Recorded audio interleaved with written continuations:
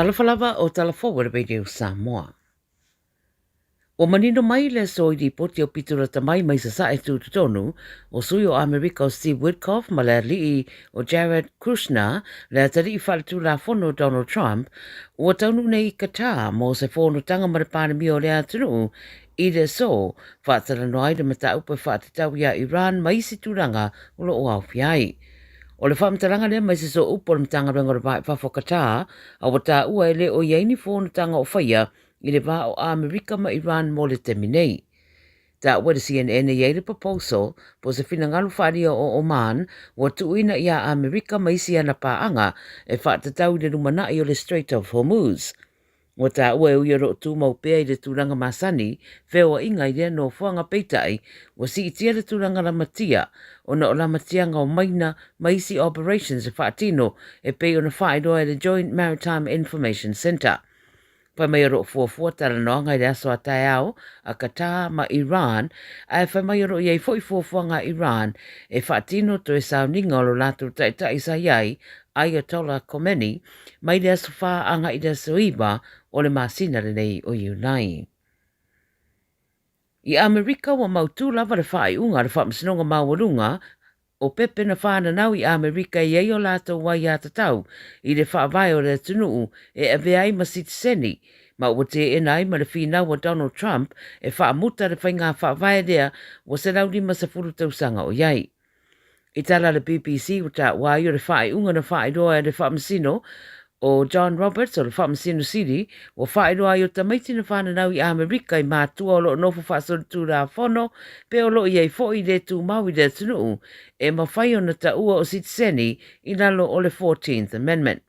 O Trump sa tau mawhai e whai tia rea i a tatau o tamaiti ia, e ala i se polo a inga, ma ia whina wai o tamaiti e le o iaini pepa e whaamawina ai, ma isi sa asia lea tunu o mo se taimi le tū mau, e le tatau o nanga wa ai lalo lea whainga whaavae.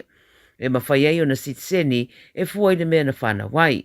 Pei tai lao le whai unga o se tala le lei mo le prestene, a lo talia le lei, e kurupo lo o whinau mo ai a tatau o tangata i le malo tele o Amerika. Mua whaero mai a Ukraine i ripote le CNN i le so, sa o lato woso pa ia se tasi o satelite tele tau pisota inga Rusia i le vai asa nei le tu i mātua Moscow, ma o le una ia lava o le whaamuta loa o le taua le usavalia nei le whātau sanga. O le Dubna Satellite Communication Center, pe amare 5 kilomita mai le tua oima Ukraine, e whao ngā e au ina mai ei whaamataranga ma le tuu whatsi o fuafuanga vai ngā aua Rusia o lo o tau i Ukraine. Ma o se saunuanga mai le presidente o Volodymyr Zelensky wa tā ua i le turanga. E le i whaamaria mai e Rusia pe moni ia wa afia le no whanga e pe o na tā ua, pe tai se saunuanga le kovana lea whaituna whaaria ai, na afia stasi o no whanga i le tauranga, e reini soifua na afia ai. E na o le pepe ono masina na umalo na ola le tu i sauti sasae o Moscow, o na o se drone, na afia i le no whanga na iai matanu mi ai tangata. Muri patia le whaaterei no os whainga Ukraine i le Kremlin, ma ua wha wau lava i teritoria Rusia, whaapea malona lau mua. I Ausitalia i le tūwai mai le aso mua le nei o le masino Julai lua whenua ono, ma le amatanga o le nei tausanga wha le tupe, o lo whatalitaria le whaitau miliona i Australia ni nei piso soani mai le maro, e le ngata i mta upu i la fonga po tax, e whapea fo i le super. O whaeroa i lato uma o le o tongi la fonga i Australia, o le amau se wha mama venga amatatu i le so. O whaititia la fonga tongi mo i lato i le bao le spulu walua whenua se lau maretasi, anga i le faso di mawhere tupe maua i le tausanga, ma i lato uma fo i siria mara se fulu walua whenua se lau maretasi le tupe maua i le tausanga, e ono to e maua se wha ngā tupe o atu i le dua se lau ona spulu walu. O le amaua fo i le wha mama venga mo tupe wha alu i mea tau ngā luenga. O le isi swinga wa amata wha mamalu o le siitanga i tutongi mawalalo ngā luenga le uwha mawina i le lua se fulu ono tesi ma le fast food whasene le i tū rā. Rona winga o le tangata full time o le asiria ma le awheta lai ma wai le vai aso. O mātua le awha o popo isi ribe se fulu aso parental leave rona winga wanga wa amore lua se fulu ono mai aso. Si tia fwoi tupe maua mo benefitia ainga pe a ma le tasi tesi ma le 2 miliona ainga o le a benefiti mai ai i e swinga a matatu i le so.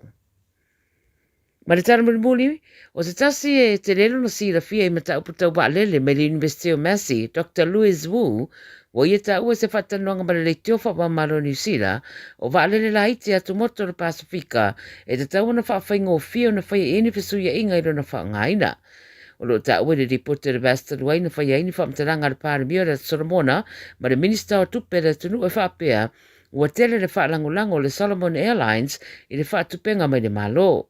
Ta ua le pāremio Matthew Walle I lana saunanga, o leo toi nā tia le whaafitauri le company waalele, o sira fia lava le lautele le telo whaafitauri, e pe o le lava o waalele mo whai ngā malanga I te tonu lava o le atunu, o le taunga tau pāsese, a meise isi au o nanga I leo le lei whaatino. Ta ua le ripoti se tani mai le ofisa o le company waalele, Matthew Finney, wa ia taria le lei ai whai tionga e whaatatau le company waalele, ma o lo fuafua I nei vai aso o lumana ai, o le a whaatatia nei loa sa isi whaafanua o tau mo whainga, wa fuafua I ai le company mo le toi whaaleleia, o ana au nanga I le tunu. Ta leia le video Samoa mo le nei aso, soifua. Tasilima I watolu amo. Radio Samoa. Why did I join People's Panel? Because this is the city I live in, so I care about it, and I wanted my voice to be heard. Search and join the online People's Panel. Complete surveys, win prizes. Tāmaki Turiki, all together Auckland. Ua mawhainei o na whaatau wantu top up ale Digicel I lunga o le upenga ta whailangi ale ClickX Pacific. E mawhai fo I o na lafo aise leni I le MyCash ale Digicel I Samoa, tonga fiti mawaruatu I le na o le 5 ta la. E le leile reiti aso taitasi ma e whaingo fia fo I o na e listalai. Asisiane I le clickx.com e lafo aisau top up ale Digicel. Pe lafo ai fo isau tupe I le MyCash ale Digicel Samoa, tonga fiti mawaruatu. Morisi whamtalanga vla au le olua tasi 5 tolu tolu fafa. Olua tasi 5 tolu tolu fafa. O e si la fia me e whaatino e mawhaiona e umia ai so fale motu le lumanai. A whai fo I so fale motu, o e si la fia me whaiona whaatino ni isi o fuafuanga, e whaonga aire equity o lo fale. A wane e misiere por kalame, o le malu I fale, ia fiafi o soruru taitasi le se fulu e te aile whaa. O le a e si la fia ai au wala e mawhai e ona e umia se fale motu le lumana ai, ma au wala e whaonga ai le equity o lo fale motu, e whaata wai se isi o fale, le pora kalame o le malu I fale, ia fiafi o asorulo vai aso taitasi, se fulu e te aile whaa.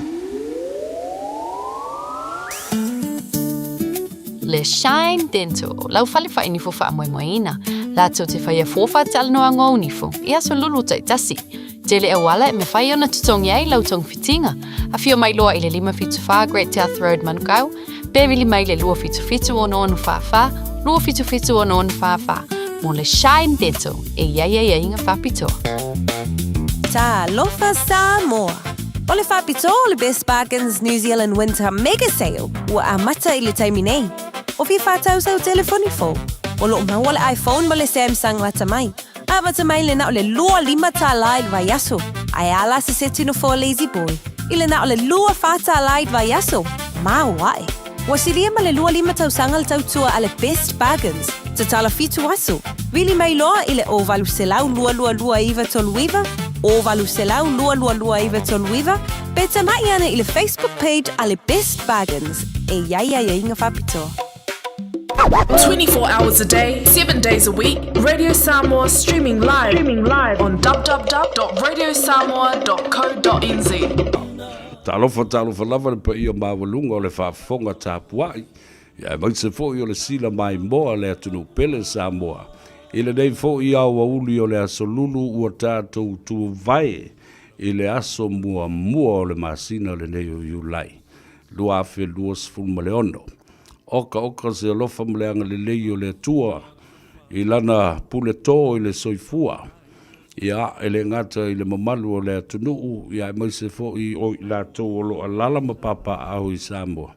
Au Samoa fo I o lo taape I atunu ese ma atunu mamau. Vi ia I le alofa mleanga le lei o le tua. Ina ua tātou waulia fo I le o ngā tutonu o le nei vai aso. Whao poponga fo I o le tātou polo kalambe masani. O le malu I fale, ma le Gagaifo Faiva, ina ua taula fo I tiute sa whenga I ma le atunu u le tae au ina ua nganga ele la, ala usu le atunu, ala seu Samoa, I Faiva o le ngata I fale, o Faiva o le vatetea. Ia ma Faiva fo I o le tua sivi po o le tua bao. Ia Samoa le na, a o I nei I atunu mamau. Ia o Faiva I tono le ofisa.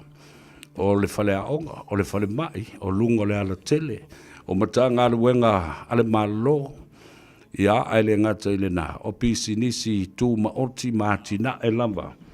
Tūto tasi o lo o whaatino e o tātou tangata. Ia ma ua te tofi iai, manatu la ia. O le ata oto pea.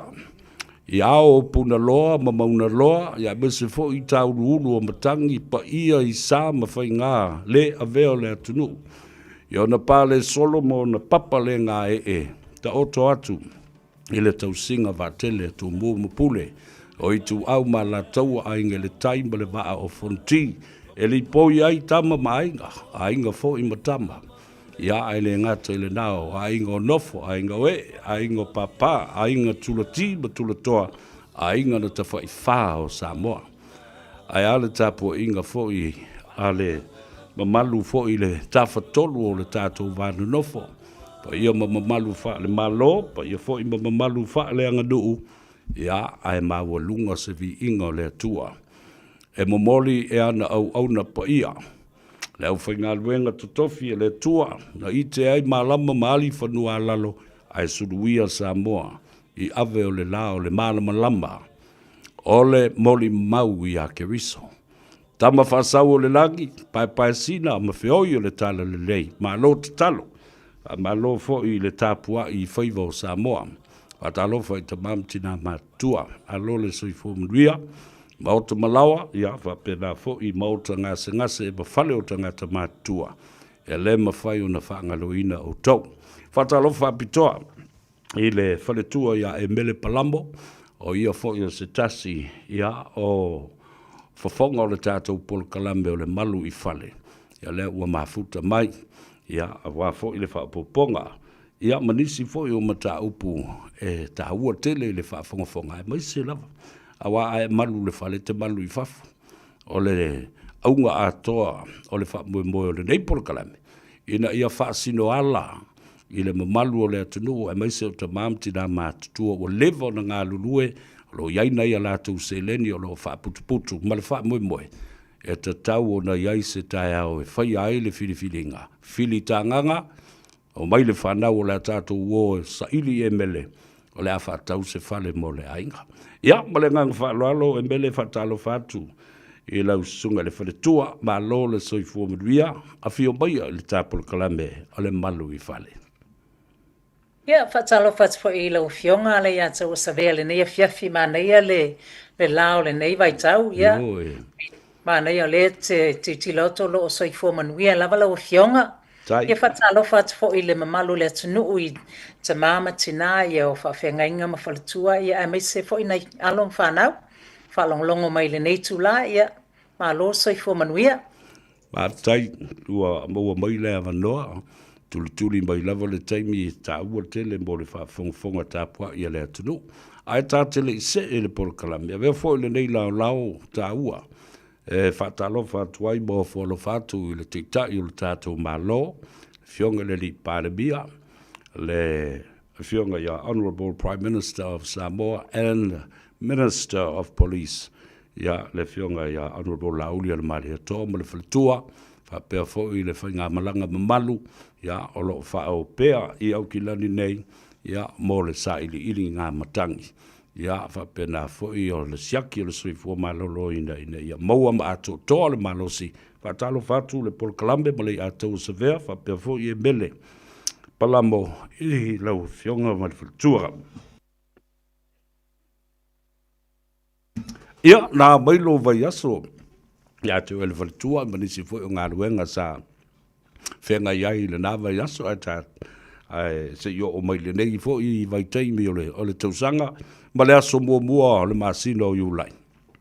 Ia e sa o li lau saunoanga le o le amatanga o le nei masina fo ia ua vave fo I le alu o le tausanga la tau ia ai pisi a fo I le vai aso I nai meeting ese ia mai se fo I le mamalu le tunu o valavala au mai lava pia malama I tu ese so it's been a good week.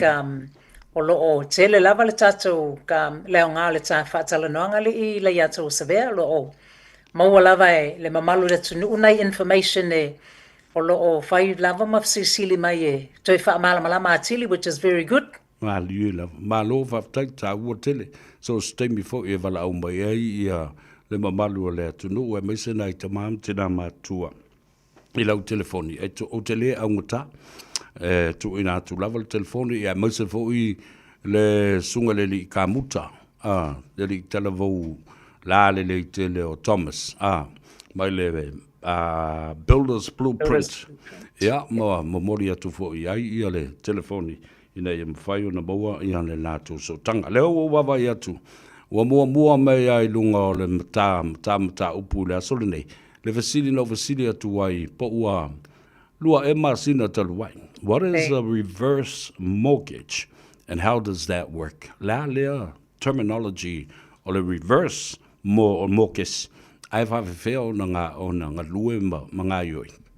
Yeah. Tā ua tele le nei vai tau le fasili le ona o iai le mamalu le tunu o fasili mai ai. So it's very timely le fasili lau wafionga le ata wasavea. O le reverse mortgage, tu sa o le tūlanga lea ua mawhai ona e whaonga inga se equity o lau whale la iai. Ia mo le sila fio le mamalu le tunu. E le mawhai main banks na offer le tūlanga lea. There's only 2 banks that offers this particular service, and that is SBS as well as Heartland Bank.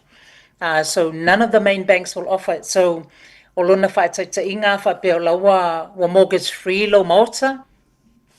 Ua pe wa iei le tūlanga le wale lava le superannuation le maua mai e whaiaini mea lai tātou te mana o po fialo te whau Samoa po o fia whātau fo I whaale leia le Malta. Ia e mawhailea le organisations I o luona tiritilo le tātou property. We've got enough equity in there, so we are basically asset rich, but we don't have the cash flow. Le mana o mea banks a service ai te tātou mō kesi, so they will then take over your property. Ia ona mwhailo na release mai se vai ngā tupe I le equity o lau whale lea te whaongaina. So basically that's the simple terms of how it works. They will take your property as security for the funds le la release mai. So long as you have got to be 60 years of age or more, right. Or older. So long as wa onus fulu tausanga or more le matua o lo soifua, they will then consider an equity release as a reverse mortgage. I guess o le isi fasili na le na tau tulu loa tu lei po o ai la e anga vaa iai. O le la we loa tu lei e anga vaa ilzanga ta e ono sfulu tau sanga fa solo I lunga. O a nisi tūlanga le lei e mwhai o na anga vaa I tangata le reverse mortgage. Yeah, the preferred option, one bank, they won't consider a reverse mortgage, but in saying that, I can find out. Maybe they only got maybe 50,000 owing. Yeah, e mawhaila vai la tōna take over le mo kesi lea. Lima se fulu awhelai to toe. And you need at least maybe another 100,000 po yeise meo e fina ngalo e fia whaatino ai leo yeise se leni. Ia mawhaile la tō ona release mai le se lau limas fulu e pe iei le limas fulu awhele e o le bank. Plus le se lau awhele mana o mia tātou le teimi nei. Olona winga la e mele e iei lona tūlanga le lei. Ai leo te wawa ia tune iei e pe I fōringa mai la whāto a settle lava la le mele. Pe a olola le teimi ua tau lia ma whātau wele whale e saole. Yeah, so leia lau sau noanga na so ole. How it works is le mana o mia la vaenga nga pe so repayments are so Right. the repayments is not compulsory le pe o tato mo kesi at my banks. That you have to make a payment. There's the option in mawhai a wha pe o le te mana o e pay le interest. Then you can do interest only. O lona winga o lea whaamatalanga, e le o reducing e lau pe meni le la whai le amount le na lena no mai e tātou. So you will only be paying interest. Man tua fo'i, you will still be accruing interest on the amount le au mai. So ole tāwale na ole malamalama lei, ele o yesa repayment, there's no requirement to make a payment. Right. So e mawhai ana accrue le interest on top of le vaenga tupelen au mai, a pe o lau saunoanga, but to a pay lea if you choose to sell the house. Right. So in other words, you're borrowing on the principal that is left or the equity? Yeah, you are using the equity, yes, mai lea whawaenga tupe, mai le equity le mana o tātou e whaonga, which is we can't do that with the main banks. Right. I know. Now, what can you use the reverse mortgage for? Basically anything you want. So long as it's a legal, sorry, let me just rephrase that. Go clarify le tūlanga le, so long as it's maybe o se whaaleleino le mota or travel, po whia whaatau fo te tāwale forward to mamatina, but they don't have the cash flow. So it's a tūlanga lava whaapea, so long as it's a reason that is within the legal requirements. Yeah, on a mawhaile on a whaongai, so for any purpose that is practically used for. In other words, too, it's fair to say that you can borrow on a reverse mortgage. Yeah, that is correct. Ona yeile maximum in mawhaiele vaenga on a lend, because ole mea e whai te te lato, they want to make sure there is equity left in the house. Pe a whape ole o sona whaataita inga a whape wa fitus fulu le matua o lo soifua yei te mine. One organization, one bank will only release you maximum tolu se fulu pasene o le value o le fale. They won't lend you the full amount. So e tiered down le au whai o le maximum value e mawhai la tona au mai.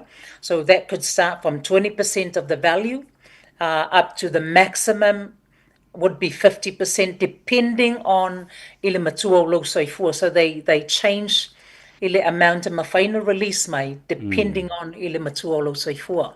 Malo whaftai tau wa tele walenga la le watali e malesi fo ilesi tatu facility for how much you can borrow from a reverse mortgage. How do you deal with the repayments la for le reverse mortgage? Wale we fo mai ele is a repayment for you le temile. Se vanga na o fo ile settlement date ma watato fidi o le fato ese atu le fale. Yeah, that is correct. So Beolmela, it's optional. Right. So in you've come across some extra funds. To pay some funds towards that. Penalty it's not a requirement to make a payment. But if you can, at least pay the interest. So then at least the interest is not accrued on top of ilawainga tupelen and no mai. So the option is on a whailo pe many, but it is not a requirement. Right. Malo whaftai te le lava ele tele i o le malu le tunu ule mai mo mai ia ma whaali fo i lo latu taltonunga fo i le e fia i mata upu ia. A tonu e whaama i te mea fo i lele ma whaatupu manatu ia i lātou olo o ia i tonu a le taimi o whiriwhiringa i le vai taimile o le tausanga ia mana ia lātou se leni fo i sa wha polo polo ma posi mai i le tele o tausanga o mawai. Now, o le whaafonga mai le tunu o le awhionga i le whaletua ia e mele palamo. She is a mortgage advisor. Mai o ia foi e whaafsanga I mawhale tupe, the financial institutions and banks e mawhai ai o le whaatala noa le mata upule nei. Ia, mawhapenao na whaamarmalama fo ia I lātou o lo mnau mielev sosani. Mai e mawhai ona e maua lana telefoni nai la loifo o le ata o le whale tua la le lei. O le o lua fitu, valu tolu fitu, valu wha, valu o, toi whaafonga le numbera le nā. Olu fitu, valu tolu fitu, valu fa, valu o. Now, finally, how do I access the funds from a reverse mortgage? A whea no tātou wanga wa ai maua mai ia le tupe lea ma ma whai ona papa ia tu e o tātou lima e whao ngai le mele tātou te mana o ia. Yeah. Tā ua fo ia le tūlanga, there are two options. E ma whai ona au mai uma le lump sum payment in one go. Pe a wha pea o lai mana o mia. Or a wha pea o lai mana na o tātou na o le whai le approval. O na wha solo mai la ia maybe every 2 weeks or every month. Le vai ngā tupele, le vai ngā se leni le mana o mia e tātou. So, o la o fautuanga a wha pea tu salava po approve uma, say, for example, se la wafe. A wha pea le o mana o mia uma le se leni le taimi le. Don't release all that because once au mai umaile se leni le, you will be charged interest from day one. Right. A wha pea na o le luas fuluafe lai mana o mia, then only release le luas fuluafe.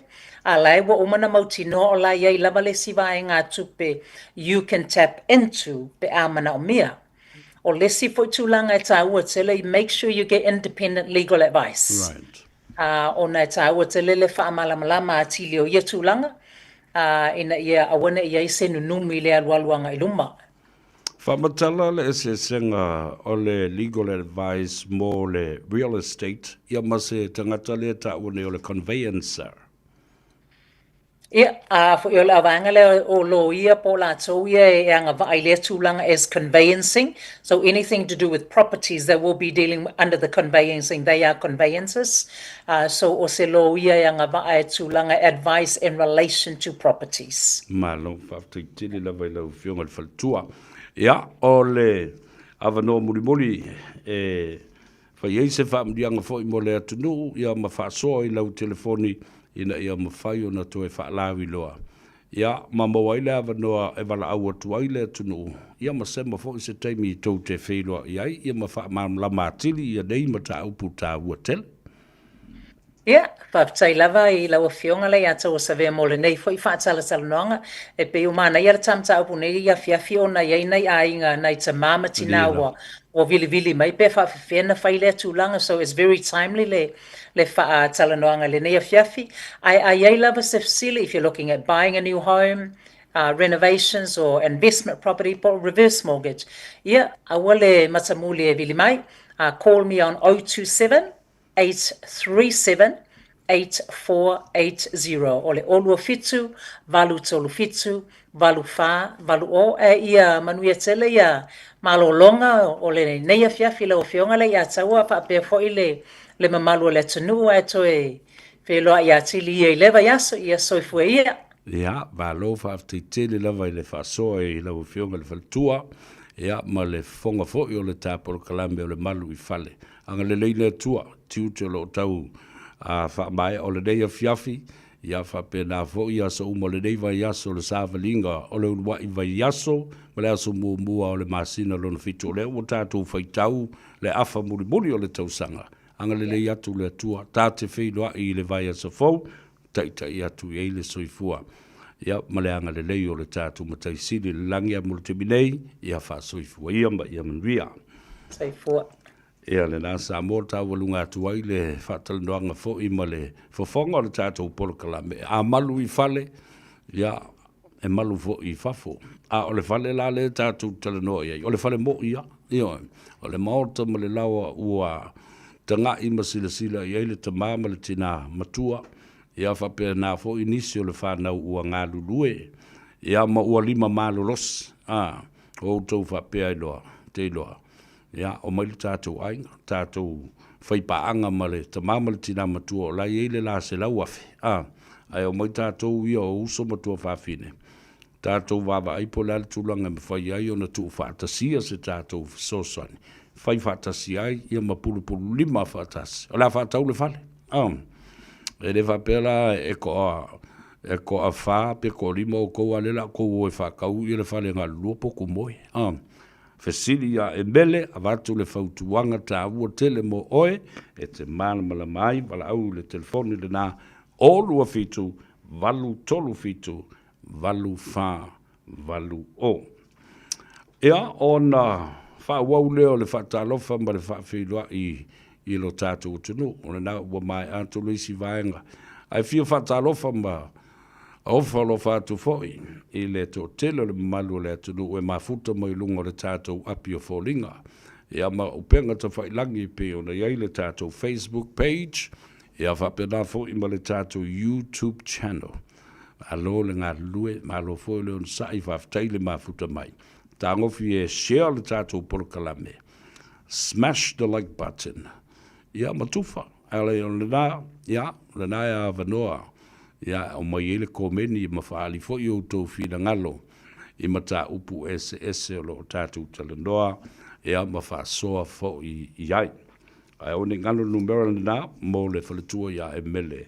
O lua fitu, valu tolu fitu, valu wha, valu o kango e kusi le se pengi. Awere tu urunga le pusa isa wai, ale teimi e fasili atua ia le toi ina male o le matua. Se iau mai al numera le whaletua na ia e mele lena whaatale no mai ele ia tau o savea. Iau na alole ave wai loa. E ine mele le atupu. Ua ele in kalesi fo lele ua fatu ile. Mafau fau o le toi ina male o le matua mai pe ia mana ia. Ia, o le vankako New Zealand. Tele tau sanga o tātou ngā rurue matutongi nei meo o la fonga. Ale i sina seleni lea. E tā ua. Ia ma ua tele fo I tupe ua alu nei mea o le rent. Ia po le lisi fo. O tau manatua po o le lua po o tolu eva i aso o tuna. Ia tu lea sa au mai e stasio malo I lunga. Stasio whaletua. Na ngā lulu e whaatasi ma le whaletua ia e mele. Ia male ainga. Ia mai o se taimi na matua tutulu ai I le tina.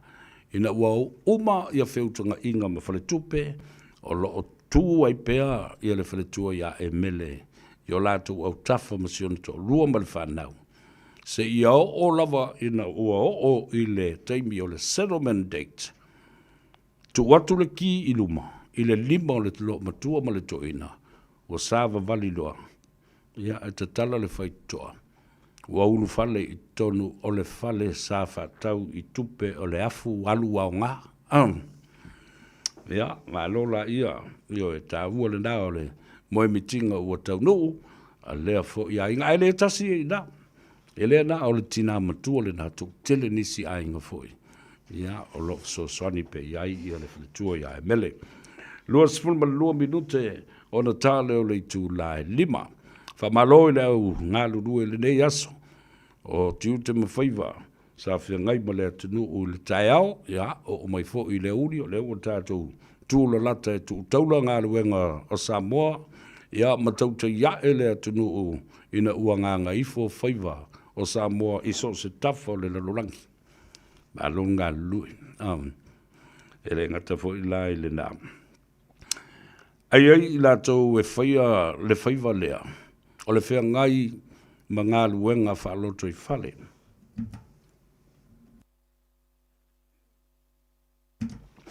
Le ale winga le tala le nā.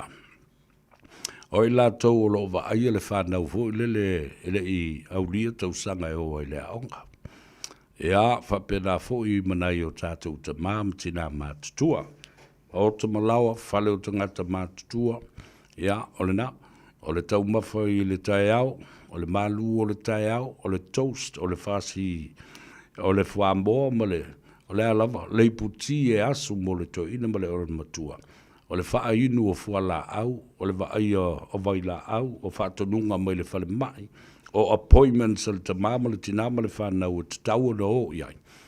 E le whaingo fie le ngā ruenga lo wha ngai manai o tātou uso matua whawhira lo whaia le nātou tua le lei. I to tonu o loto I whale domestic duties within the home environment. Whamanui atu le tua e le pua o le lanki I le sila. O le a le tau mawha e momori, ia, o le ipuwai fo I momori ma le iputi o whaamrianga umana mea. Mai o tātou mātua. Ia wala tele ana o mātua I whawhikai lava. Ia o le whawhitai fo le lea. Le tamama le tina I le kenge. Tālu sia ia maua sou tō lua le lei. Ia lofa ia te oe ma maua I se whanau. Ma tausi wha le lei, oe ma tausi mai ma u. Ai sa ulo le po of le. E ka mamau of me. Wale no po fe de fa finge ro foi de do. E ku mamau ai sengi vo le tali so ye ku ke fa penga. Ai o lo te me fia ta ai ma oi. E pa ki ma ona o le la uta mai ti o fa lo to ina ma lo tu o se me fa penga ia tu. Ele se la tala le fa ia tu. Ao o to taulo ma fau. Ele mata upu le na batala no ne emele. O mai matua o ele la lima se fulu wafe por se la wafe. O le ala a poto mai le fa na o le a faile ton. O le a tatou pulpulu lima au mai ia o le ala au tou sau i o le a tatou o e faile tiposi o le tatou fale. Ia fatau le fale. O no nofo ai ia o matutua lava nai tamam tina matutua. Ia ua o mai lo le whanau lisi teimi. Wale o mai tala no mai to ina male o le matua. A ua o ala tau poto pel to tolu pel to wha. O la le tonu le o tau tu mumusu o i. Wha mai vai. Ua matua tatou matua. Ia ai eile fuafuanga. Ia o telefo ngase o lo maua i la ua. O le mea lai fai. Taun tatou malilie fatasi. O la whaile tonu o la tātou o sue se whale o tangata mātutua e ave i aina i o tātou mātua e tausi ai awa i ai nā le tausi fua ma le tamai tai tausi mai pāsi. Wa o tō whalo o longo le mele o whai. Vai le kongu le anga se o manu le o whai e tangata. Me ka o le lea lo lofa. Lea o whau nei. O le ao e sue se whale o tangata mātutua. An elderly home because it happens. And it's happening all the time. Mana ia le tau te whaafonga mai o tu sa o tu ia selangona. Ina ia aua lava. Ne tupu se mea whapena i o tātou tangata. E mai se o tau le whana. Aua tau te tau pule na o malai ama mea le anga o mai a te o tau. Awa foi e whaitalingo au pā. Pe tau te mumusu fo i ta ule to ina male o matua le tau tonu fa valea le la faini. E lo la val to ina male o matua. E o mai ai la mutu mata o musu le to ina male o matua vai me ana wori ia le lua fa ngau le la fa ia o. Ya o le fautuanga ma le tua lalo lo avatu manatua le ulua ia lofa. Oi. O tātou mātua, ma mātua o tātou mātua. Sa lātou ta pena le sua vai. Ina ia fu e tātou le tai aole nei. Ma tau ma mawhai. O le ala le tātou me whai. Tausi ma wha pele nei o tātou mātua. A wafoi. O so se teimi a o porkalame o te whailo le whangatia. So o se ainga. So o se maota ma se lawa o lo o tausi ai se matua tausi. Se ta mā ma se tina matua o tua asina sino le atunu o le nei. O se a inga whaamia ina le ainga le nā. Ai se a. O le sosia a toa le to mai whaana mua. O le to mai e tausi ai a inga. O le to mai o upu o le vāna nofo. O ngafa o mea sina o langi soifua. O whaia. O siri anga ia. E te tau o na tātou whesiri ai. Awa a whai tātou te le tausi ma wha pele iai. Ma wha o ngā a o maua lo lātou soifua. E o ele ma ave uma wha amrianga na. E o ma ave uma le sosia le na. Ave uma le to mai wha anamua le na. Le to mai i le ngangana. To mai i o tātou ngafa.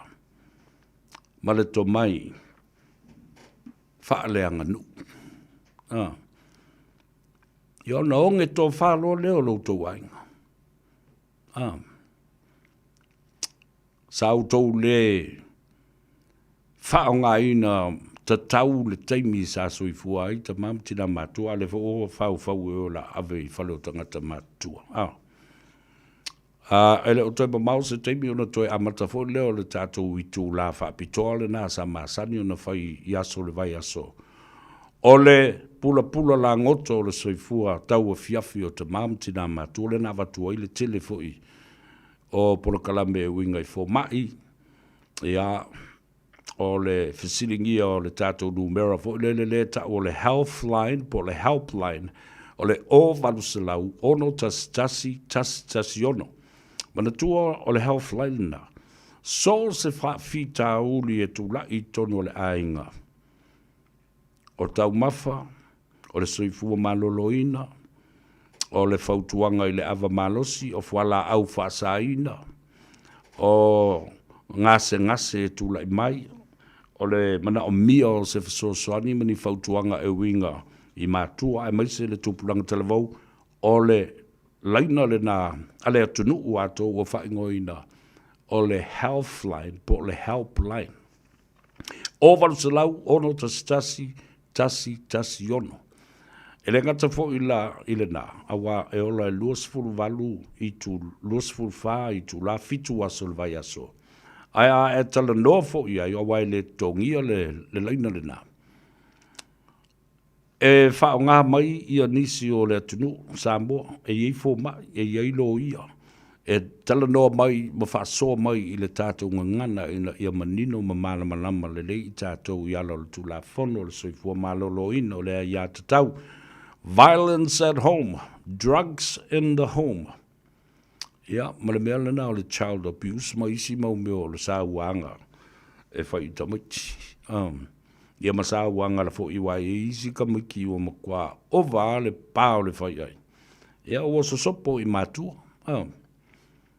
Pe e fau mai fole a o ke gi aku o fau mai e sau fitu i ko inga pole am.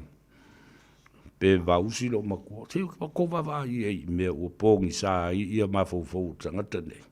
Ono le afianga i le tele o le drugs ia malanga koti. La na koutou sinsila ia.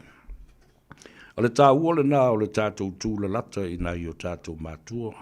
O ostangata sa whabri i le tele le tō tele o le mātou whanau. Sa ola fatasi mai ma tangata mātutua. O mātua i le itu o le tamā, o mātua i le itu o le tina. O le umi o soifua o tangata nei. Ia, o le si o tamā matua e maliu, la wala au i le atua, o se lau ma le ono tausanga. Le tō ina na le whaia nei le vai o le ola le. Tau ma mawhai le tō tele o le atunu. Ua le fia inu i fuala au palangi a wai lo le lei. La tū te lei lopo a mele ku oe. E fo ma i kongo fuala au. E ingu a mal wha kua. E sa o le mele fe meil fo ma. A le mele ta ua sa mua le lava i tau. O le tele o teimi sa mātou whiloa. Ma tausi to ina ma o lo mātua nei. O le tele fo i leo lo malama lama le lei lo ainga. A wai te fasili i le tūlanga le toi ina i tono le nu. I lona swafa matai, o lona au ainga, o le ale whaatulanga ina o lona ainga, a o le afo i le whaatulanga ina o le nu, ule nei. Male i tū malo. Ese le tele o le oa ma le sosia e te maua aima e mana mai. O tala tuu foi, o le nu ule nei. O ngafa foi o le nu ule nei. O ngafa o lo tau ainga. O langi soifua, o mea moni a ia patino o lo tau ainga. Le ai a sisi e tau whatustusa i eima saulisi e whaole langi soifua o lo tau ainga. Ai o i foi, o le puna oa leo le ngangana. O le vao ngangana, o le utu ngā vānganga. O le ngangana e whapoi ai. O le ngangana e fola ma pae ai le atunu. So se vala popotonga, le kalesia. Whapena le nu umale i tū malo. A wai te fasili, a le almea le ingo mai so o il ko inga le leo e o mai sa wa ima. O mai ma lana whanau. So se whala ve lave a, tau te vai tu o mai. A le ai fo se tonga po se i e o mai po se leni. Tau te vai atua o tuli mai ta mai te o mai e. E ngā ruru e ma whai whi au, whai umu ma me umana whapena. Ai te te i le tala talanga o ngafa ma so tanga. O le ai loa i fo la i le ina. O le tā ua le nā, Alu e lele malu e selu le lau wao ole matua mai fesili e. E o ai fesili fo lele fa vale fo lele pi fa pata ali nena. Na fa fega lu fe kau ma papa. Vai vale mali o na tala ole amatanga le na ole conversation male fe tu fai. Fenga lu fe kau ye. Ai fio fo ia boyfriend nga foi nga vai kau fe mai lo manena au ke kau kwala kiki. Ia tanga lo manena tu fa pe vlolim. Ele kele a ngale kali I al makai siri de ma ma fio. Ya, ve ole kali al makai siri ole sa ole ia ko sa mo le se ia mo le kali ole fai fe au. Ole kali ole fe au le nga ngai. Ya. Pe me ole kali ole fe au. Le foi ka ko lua. To sa un fa mai male kai ya mo sa au manga. Wa koru ngai mea nena ia le fa malau mai. Awe ia sau me. E sau i male a mal kape kengi ole au kirikiki. Mal kape kengi. Ole au kapi. We ke ila kengi le fa mai. Ui, au nena. Ja, a fa wa ko fa solo le si lima o lo matu. Tala mali e tatou te sua ai mo na i tatou te mam tina matutua. Sa fa fena foi le tatou tautua. La le mena ma fua yo na fu e sua I tai. Io. La le mena ma fua yo no mai isi to I de mai isi o lo matua mai tua ya le pata ma matangi. Isi e o mai fale lupo. O mai o I sa sina ma I le atu fang malo ma I sa maunga ma sa foto ma po fea lava le do. E wha matala uma e to ina mo le matua. Oka se fale a onga ta ua le na. O tō sila iai le to mai o le sosia. O le vai puna leo lo tafe ai le ata mai. E le lau maua e le to tele. Au tō sila foi pēr whata o tō mai ngafa mausunga ma mea whapena. Patino lo tō ai ngaulangi soifua ia. E ese le tau. Tātou o lola I le ia papa ka whiwhi su au le lei la vai tau e talavou. Sa au e se kenga le ngu sa e wha ke kenge I. Ia e wha mai lo papa. Ia ole tau pou fo I ole nu. Ole a whawhi, ole tau, ole li siri ole tau pou. Ia wha mai voi papa lātou, ia. Sa e voi siang kama stint ma lea voi. Ma lea whawhingi ole whaiwhi au. Ma lea whingi ole whaiwhi au, os whiku alanga la e le mwhainga, ngā haru kengi ka whao le skonga I ole skonga. Ole rako sa paki. Ia sui le o le whingi o le si whaiwhi au e whakasa.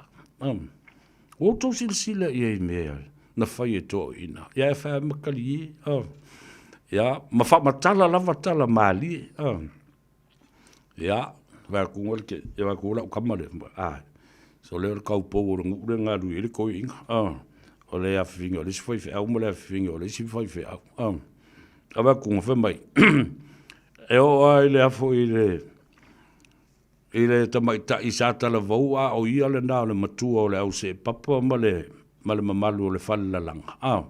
Le mai fwoi ko inga sa whai lang kengi inga. Ala e whai e kua, ala e whai mai kalalo makua ao, nana, so I ke maka nganga. Talo whai, ale lau whai atu I le mamalu o le atunu.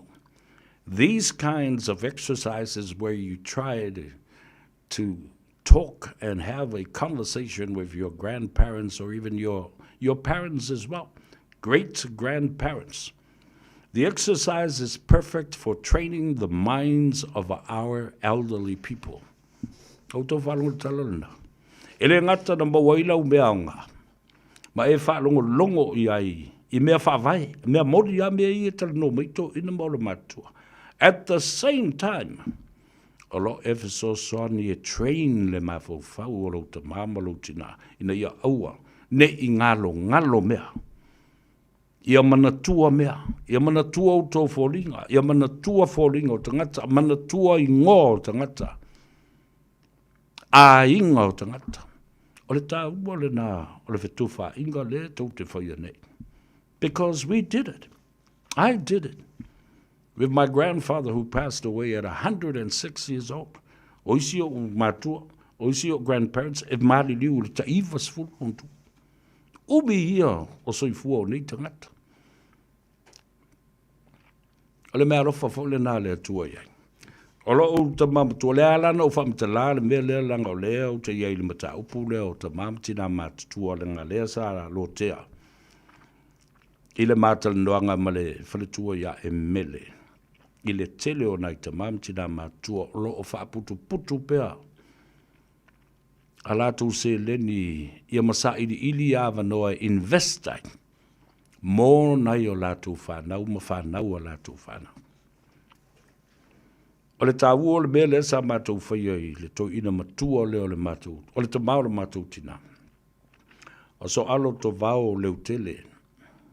Mai whalwhama. Sa maunga ma le whangori I ma le whaletafu. E ma I. E le Gagaifo o maunga.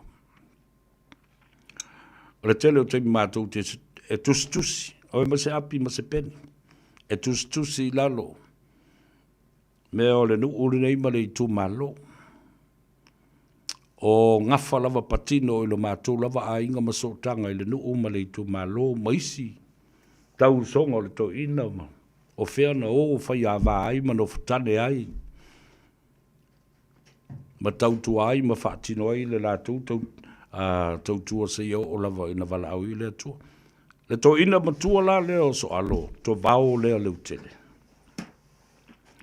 O le tamao lo tina. Ana maliu tō ina nā o se lau ma le ono o na tau sanga.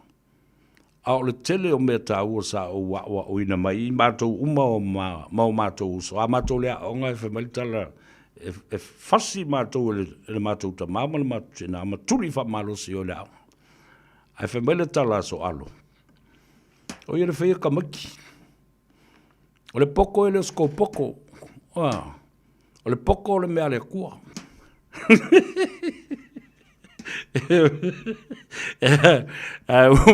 E alu mātou tina e fo I mai. O mātou tā a alo atu I le malai.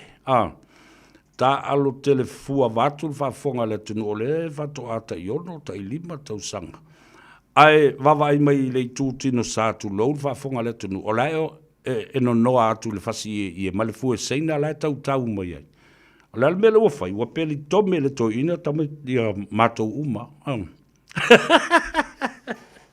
Ale peli tome fa Samoa na le tau tonga fa Samoa le na ale tunu. I rio se mele ang. Sa tato wo mai umai lava. A le tele o nisi sa o I meo fo mai fa I tu malo. Ia mai le tele o na mea lo whana mai le tō ina ia te au. Nā wala tangata o le mātou ainga nā o matu mai e le tā leni le nā le tō ina. Ia au loa ai. Whaatino le tau tonga nā. Isi tamaiti umo le mātou ainga. E le I maua le avano ai whaia I le mātou tō ina. Ono o te tete fo I le ona a au. Ia e la tangata o nā ele ngai whelwhelwa e le I umonga whaiwha. Wala au Wala au I a tau. Walangalo ka rengi ringa. Nā le whai ngoa I lawa fwoi maa. Ma wala au au e le tō tele o le mātou ainga. O le ulo le inga o ngofumka kipi sika miki e vātul whafonga le tu. Na mawai lo whai longa doctor I nāi. Na mai teri, atali se o bandu o leo te whai atu o wā o tau tonga I na whai e aso I toi. A o le mea sili o na tāua e te au. O mātou so tanga whale ainga. O whola sanga a toi ina mātutua I nei mea o la unga. A wā ai whaalongo longo fo ia I to ina nei. E le tele ni upu. E le tele fo I ni whola sanga. Nā le lua pe tolu fo I upu e pae ai. Le whola sanga le to ina aru lo mala. Ngā le umia. Wa whaalawa le to o. Whai whaalo longa. Tali le sua. Ta ape. Wow. O le tele na o mea sa mātou wa o wina mai. I mātua o mātua. A le si mea na siri o na tāua. A wā o le tatalo lava lea le mātou ta māmatua. E whai teimi uma. Ina ua pasi mai ma le fitus fulu lima, valus fulu tausanga. O whalongo lobo sui upo le tālu sanga so alo. E whai lumo le tua. Le li ie. Whawhetai le tele o nei tausanga wa e au mai. Ioi. O le ua pasi atu ma tausanga sa o manatu. Ai longa e umi lo uola. Ai ua e alofa mai. Ma wha au popo pea aso lo uola. Ma tausanga e tulu i mai. O te ai o iatu i lau a fio. Ia e alofa ngia. Lo uma fau ia matala i te mi uma. Ia au i loa. Ma malama lama lelei. E au noa. Ma le whaapongi sa ina o lo umafau fau. Upu nao le tatalo, ia o mātu le nā, ua valu se fulu, valu lima, iwa se fulu, iwa lima, whaasolo se lau, e le mawhai lava na tu ua. E le to ino so alo upu i o lan talo, awa e mana o mai lo te alu watu. Ia o alu watu mala malamba. Awa ne i o whaavele valea. Ma usa vali le ala, ma amolo u ie mo te le noa. Ai wha mata ngā ai lau whanau, ma lo u ainga. Upu ia i le mawhai o na ngalo i a te. Lale mea na whai. Umar se lau tausanga, se lau tasi, lua, tolu. E o lava i le se lau ma le ono tausanga o soalo. O lo o lama pealo na mawhau whau. Le aise mea ua ngalo i a te. Ia se ngō sisio i mātu uma. O le tō tele o le mātu whanau, ma le whale whanau. O le tō tele o tangata na tupunga mai suru ngā titi o le tō ina le. Le ai ma se mea na ngalo. And his wish was granted by our Heavenly Father. Ioi, na whai e le tua, ma whaatupu le wāwenga le nā i le tō ina le. E le ima i fo, le aise ngas. Ina ua afu lava le soifua. Ta oto i lava. Ma o al te mina ua wala au umale tō telo i mātou. O maili po i le tō ina mawhai ana tala. O ana māwaenga. Ma ana saafia finga. O na au alofa i mātou umale tō telo le ainga. O ma i tala le tō ina le. Ia na tau mwhai atu lo tina e whaila na ipususu sa mana o mai se ipususu. Ai te i lo o tu e whai mai. Whatatia na ipususu. Wa lava lea. O le a o malolo. O le mo i ini atu lava le na o mata o le to ina. Ma uma atu ai lava lan manafa. O whapea lau tala. E le aso no umori mau ai le. O le to ina na whaamia ina matali mai le atua i lana tatalo. Ia awane i valea i lunga le whonga ele. Awane i ngalo se me i ate ia. Awane i alu i le awala o tau tala i ate ia. E loa ai. O mai tau sanga matua o le tau a fiafi o le soifua. Ma o oila i mea na o le ngalo o mea. Ia. Pe o le talafo lele fai i tō ina mana i lo mātua ina ua. A mata o na fasa. Ia, o tupunga mai lang tangata le leik tele fai ai. Ma le lei mawhau, ma le lei fatu maloto. Ia, pe o tō ina le. Ia, mau mai mana u kārengi nga. Ia, o tāle ni lan la le na tupu e lo ma le pisa ma le vevesi e le mātua ai. O ma li watu so alo. Awa mai le tāle ni a tau. E wha mamai i a tupulanga o le mātou nuu ma le mātou lava ainga. Ia, wa umandei lana whaile tau tonga o le isi awale i tōlua. Na whai mua i o lava uso. Tino maa. Ai, e mānawa maisi o tina o tu uala nā onga. Tau nuu mai le whale, ta mai tai whai a onga e whi eiro malawari i. Ia le fai whaatei ioa e no sa ia, whaatei ioa tani e lula tau ia. Fai mai lo ma le tala si o mātou tina. Lala mea ua whetangi si e ita mai tina. Fai mai, ia le si o tua fine a wha mausili ni vanga. Ma le si o tua fine a te o Doreen. Mai, ia whai eika me ki oi voices. O le li ina ngale. Re ri ngare o ngofom ka kipi ka mai fa mai kala lo kinga ka kipi fa fea fa mai nga ngofo fa kai kai ka ko nga foi nga fa yeso alo yeso oh se na alu la tolo tina fa fo sa mala a walu la to I to le si mato fa le le o no foi na ai fa palo mala o vai dim la tulo tina tau ai solo atu ma alo mai le pongisa mai te vava ai le polne o te vilia te ia patu te mina o leo patu patu o te valu ia mana matu te mafo ia tu ia tanga asi I keni au vili kai asi kuli mai se fanga pusi loka ko e ngofo kango loke kingo kamaki Fakla menga le vidi ai leo ke mi nga loke ko ka mama ko. Nga fa e ka ko nga fa le kong wala ko inga le ya mako. Ya fa meltala si utina.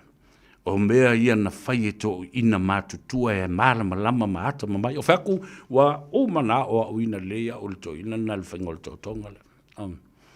O le mea lana tupu le polina. E le nofo le leile lo matua. O le la ta pena.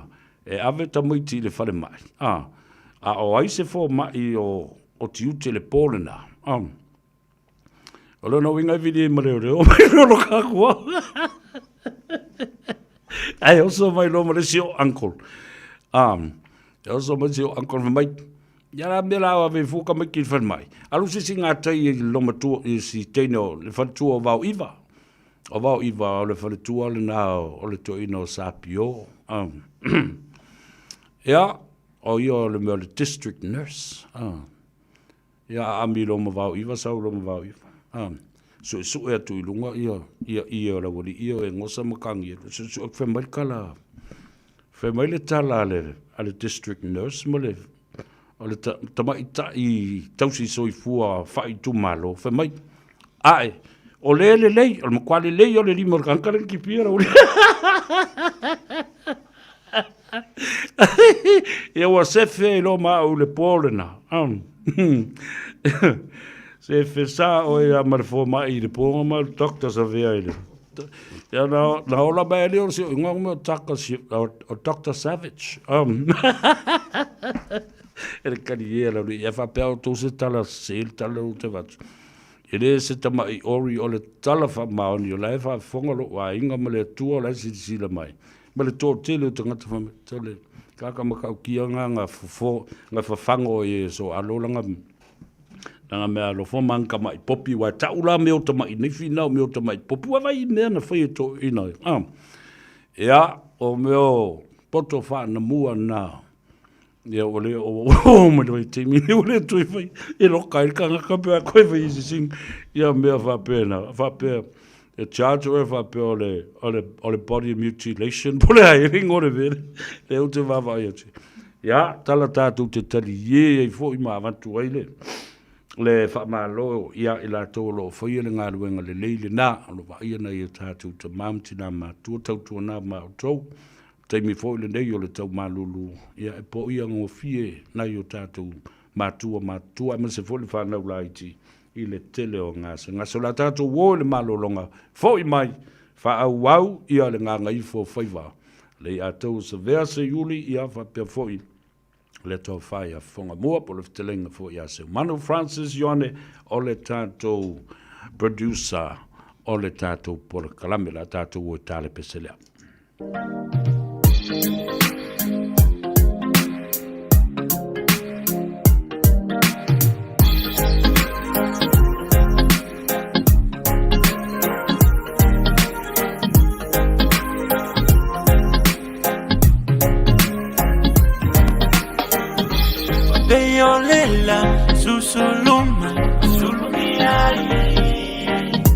Ayo folinga ata sineva o te taua tuile sunei ave oi fai muse suine o ngana tunei sunga ilula lele e o fai oi manga sala o se ave nga mama ilata o mafutanga silo tanga type na etele ne te mane ese o ile lele mapaina ese o e ola o masifo ya so fai so sungai au mai ya loto letio fo ile poto o e ola o masifo ya so fai so se uana now ia ile loto la u ile tu sape fale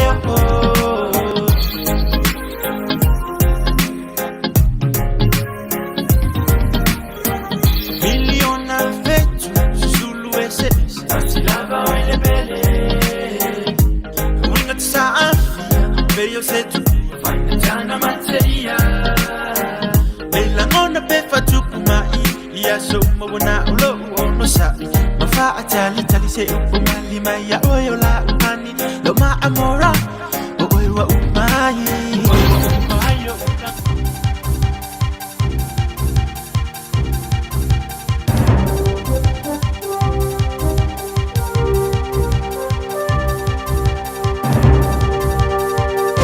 In this update, the Coalition has passed Acts health and safety reforms despite New Zealand First raising last-minute concerns and pledging to change it if elected. An amendment last night pushed the bill's commencement date out 4 months to April. Workplace Relations and Safety Minister Brooke Van Velden told the House the reform is guided by consultation with Kiwis up and down the country. And what we heard was clear. New Zealanders want a system that is practical, proportionate and focused on managing real risk. This is exactly what this bill delivers. Questions surround personal emails after the Prime Minister's office breached the Official Information Act.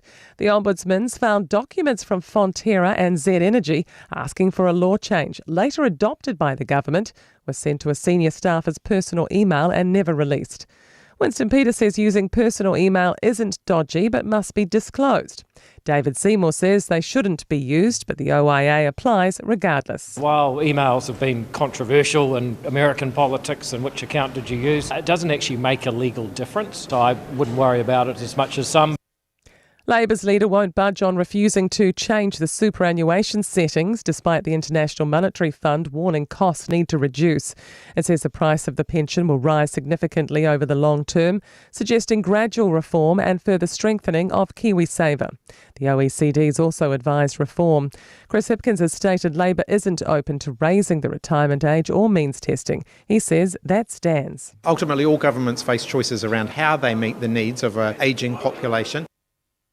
And in the US, a company cleaning Washington's slime-ridden reflecting pool is defending its pricey tech. The president wanted the pool drained and lined with American flag blue to celebrate the 4th of July this Saturday. It's gone badly, with algae proliferating. The ozone nanobubble technology for cleaning it costs up to $3 million. And that's news.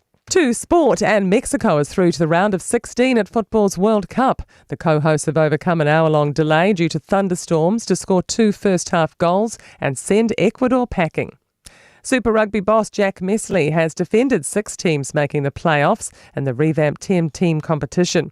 Messley says if they'd gone to a 4-team finals format, they would have seen a heap of matches at the back end of the season that would have been meaningless. By including 6 teams final series, it adds a lot more jeopardy for a lot more teams for a lot longer. And the Black Caps' fast bowling stocks have been shuffled for the upcoming 5-match ODI tour of the West Indies, with 4 of the frontliners from the series win over England being rested. That's sport. I'm Wendy Petrie.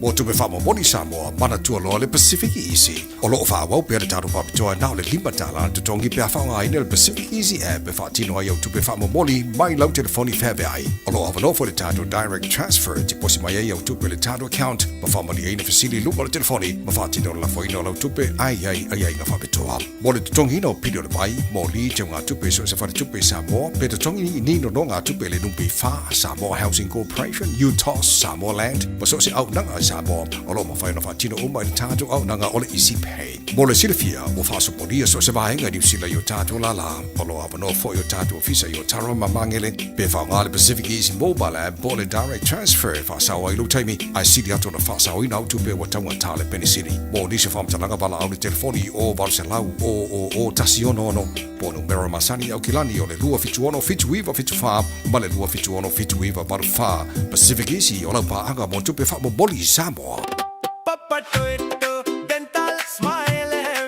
O te ngānau ni fō, whawawhenei loi le Papa Toe Toe Dental, ma whaongalau Community Services Card, e se iailo ni fō i le nao le whase fulu tā la. E whaia fōi ni fō auroi whaai ila ai lau Smile. Susu mai pe wala au mai i le Papa Toe Toe Dental i le lua fitu valu whawalu tolu o le tuatusi tolu fitu lima Great South Road, Papa Toe Toe. Papa Toe Toe Dental, smile every day.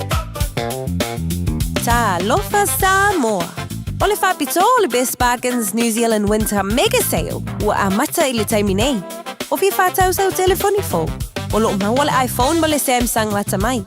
A wata mai le na o le lua lima tā laid vai aso. Ai ala se se tino fō Lazy Boy. I le na o le lua whātā laid vai aso. Mā wae. Wa siria ma le lua lima tau sanga le tau tua a le Best Bargains. Ta tala fitu aso. Wili mai loa i le o valu selau lua iwa tolu iwa. O valu selau lua iwa tolu iwa. Pe tamai ana i le Facebook page a le Best Bargains. E iaia inga whapito. Ua mawhai nei o na whaatau wantu top up a le Digicel I lunga o le upenga ta whailangi a le ClickX Pacific. E mawhai fo i o na lafo eise leni I le MyCash a le Digicel I Samoa, tonga fiti mawaru atu I le na o le lima ta la. E le leile reiti aso taitasi ma e whaingo fia fo i o na e listalai. Asisiane I le clickx.com e lafo aisau top up a le Digicel. Pe lafo I fo i sau tupe I le MyCash a le Digicel Samoa, tonga fiti mawaru atu. Morisi whamtalanga vla au le o lua tasi lima ono tolu tolu whawha. O lua tasi lima ono tolu tolu whawha.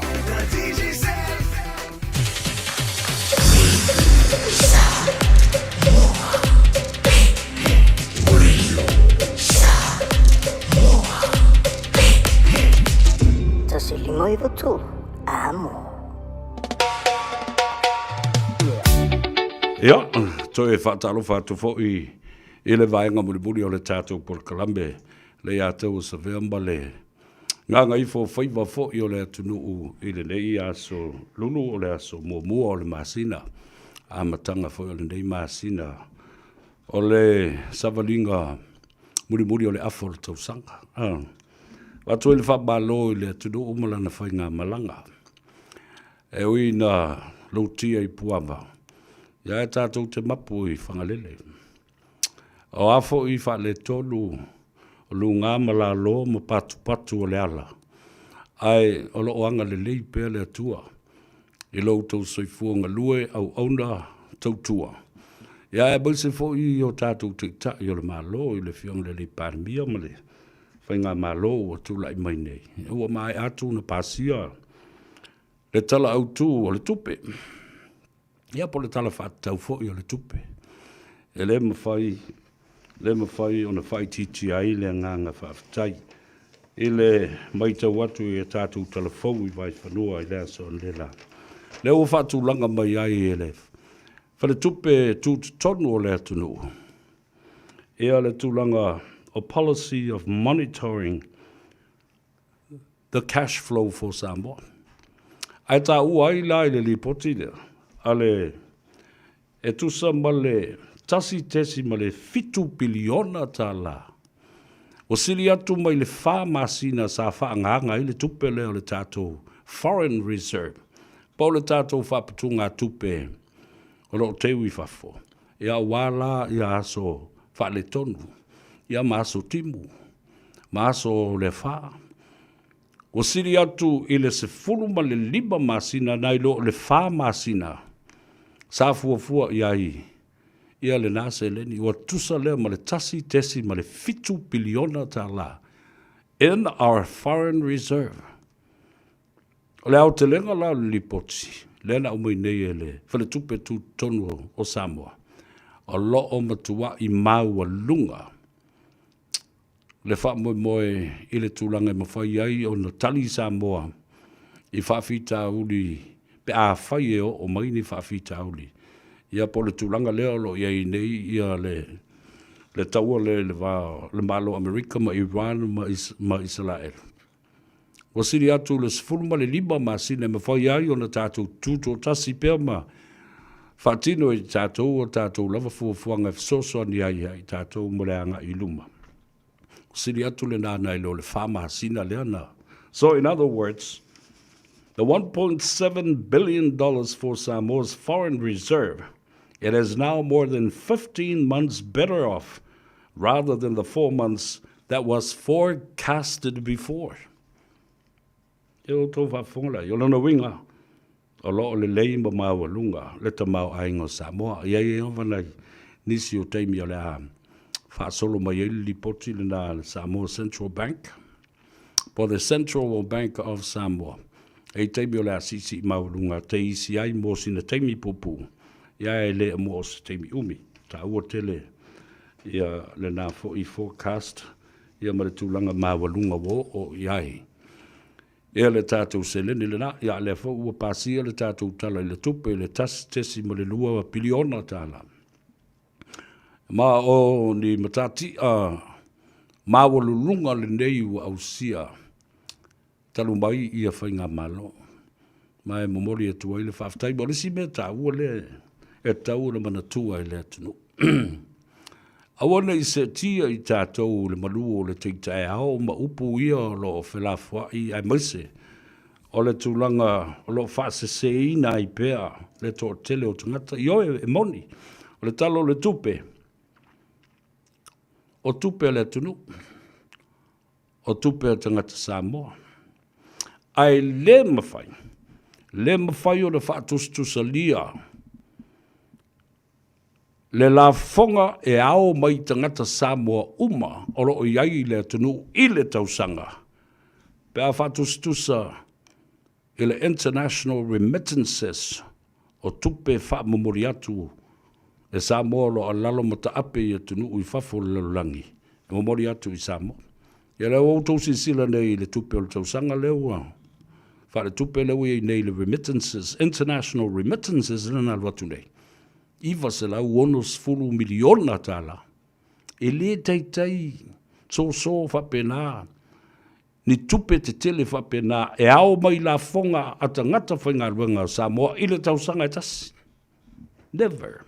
There's no comparison to that. The taxpayers in Samoa, for the whole year, compared to the $900 million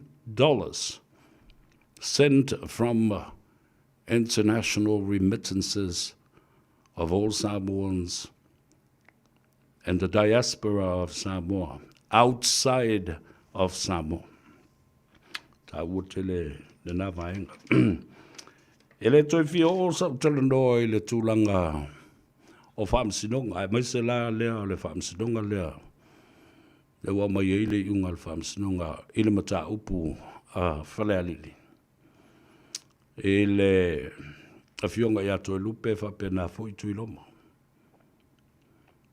I lo utal tununga. Ele mafu anga fo I ole na nau lava ina ia iai se vaenga e oso wha lava I le mata upu le pe ona wha lave mo intervene ia le vaenga o le hero pipi. Na mai tauina ai, le ai o se manatu o leisi matai whale alili. Ilo la vāna no fo ma leisi matai whale alili ua tūlai mai I le tofi.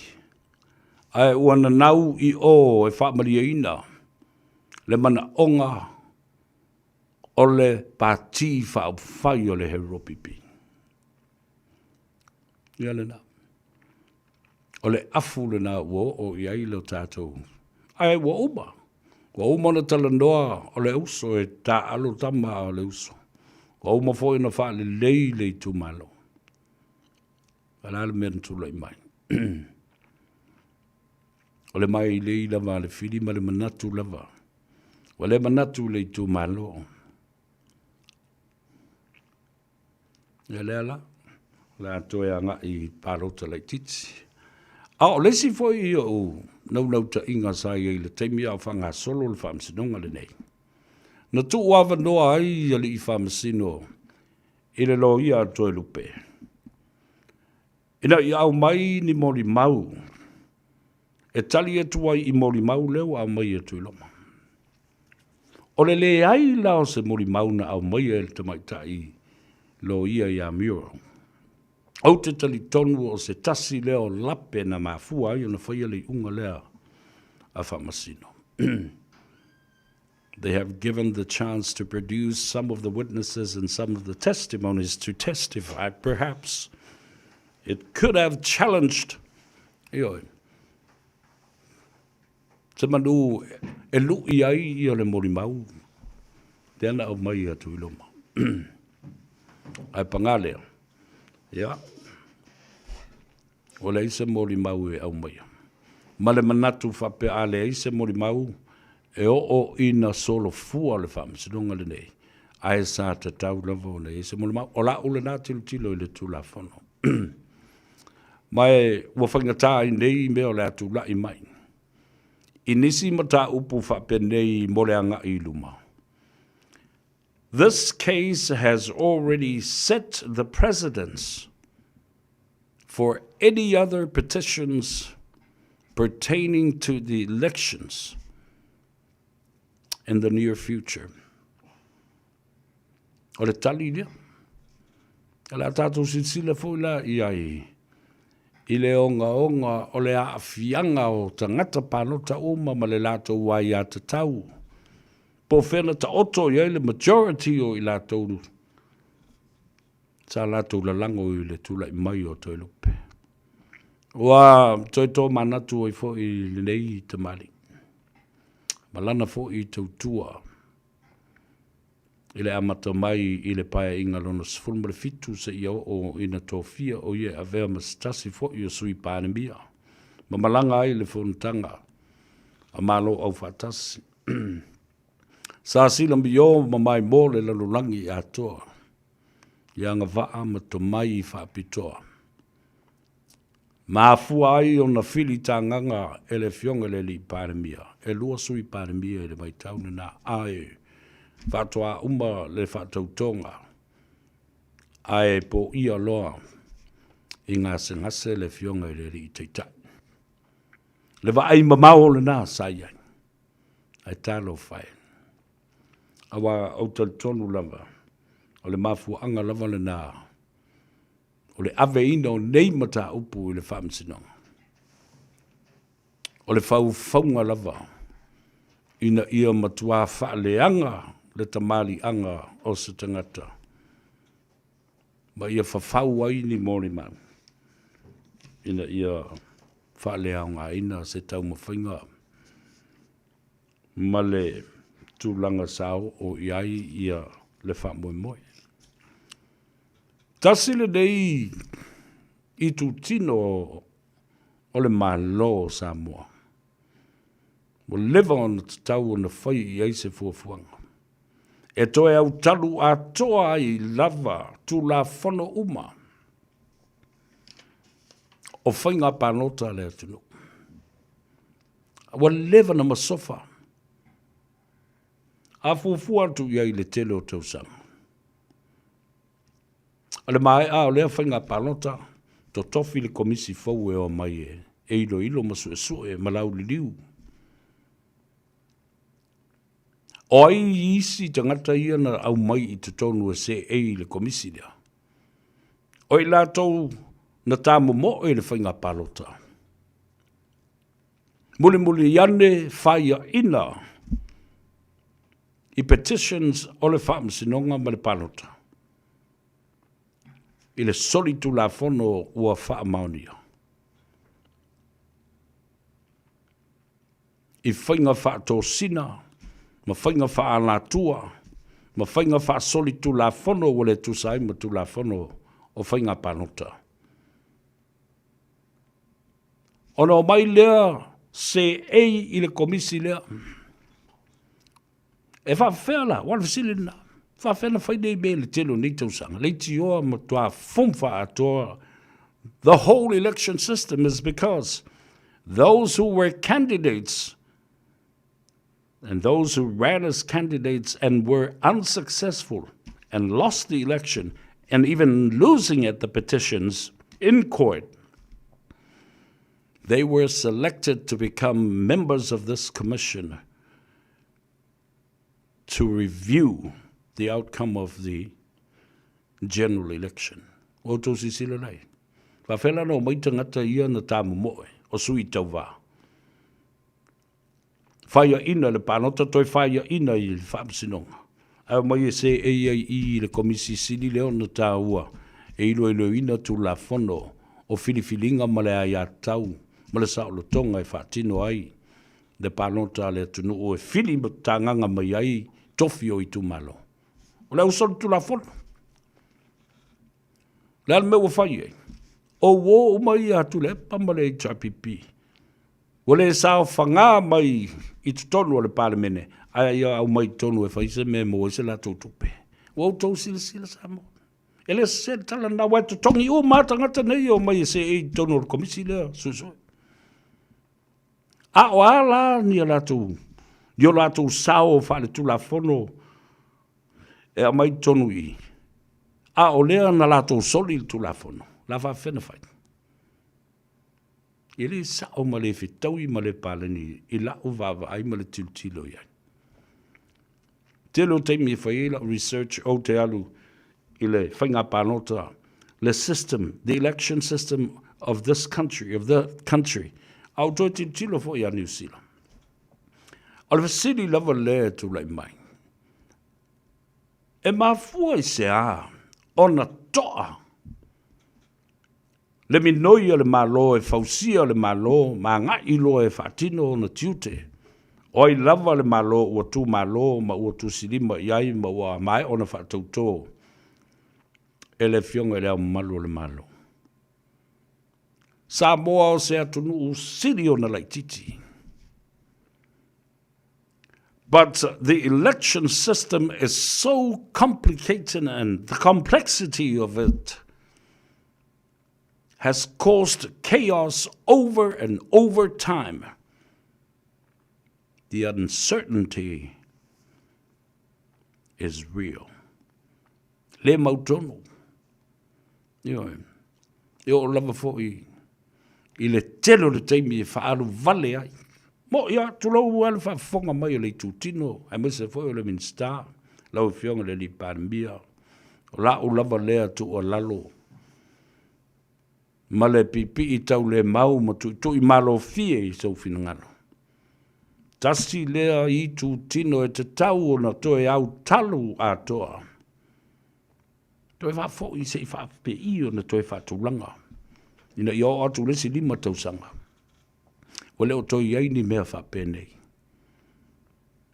Tele le teimi alu i le tapena ina o petitions mamori mau. O le whai mo ia tātou mea. Nā le whai mai e tauna whalpuipui. Whawhalpuipui o matangata i e tala pepelo. Ma whai o lato winga le whitaui. O le e whakutunguturua i lesi sui. Ai o mai o tau malau, boleale, mamori lesi sui, lesi i le whaamsinonga. Ma o toi o mai mori mau. E o tō whafonga i. Whaasanga i sui. Lo le i aso le whaamsinonga ua. Le fo ua toa ua malo lo ua whataltani le atunu. Aia. O sa ili mai mori mau. Whatali le aso e lau ai. Ma fo no ai ma tango fia ma taupu lea. O palota la iti ina ua mai ale whainga palota tele le tunu. Umi le taimi e fili ai i sui. Ona toi tu watu fo leo lesi taimi. E vai ei pe toi whamolo au i tua swafo nisi o le ale tamu moe.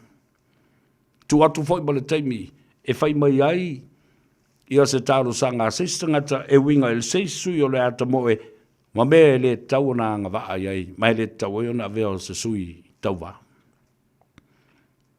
A umale na, wa tau sa ili sui, e mautinoa e mawhai ona whaatu wai se malu.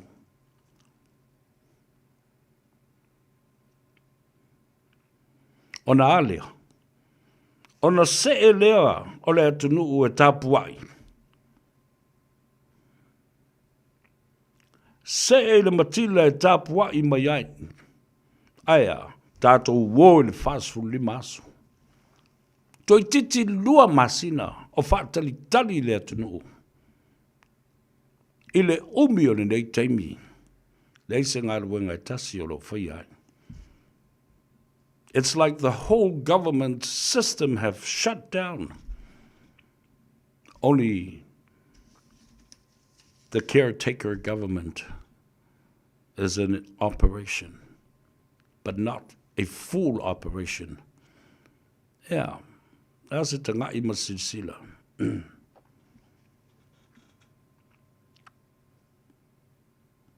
O ai, o ta oto ai le tali o mea nei. O lo ta oto, e ta tonu, nga le mū, o le itu tino o le palemene, o le au whai tū la fono a le atunu.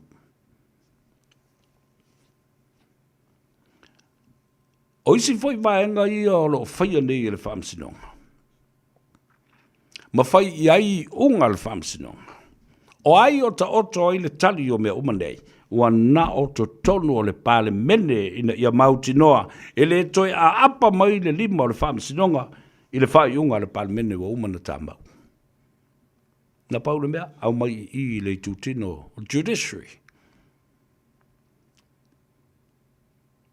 Interpret, develop the law, and apply the law.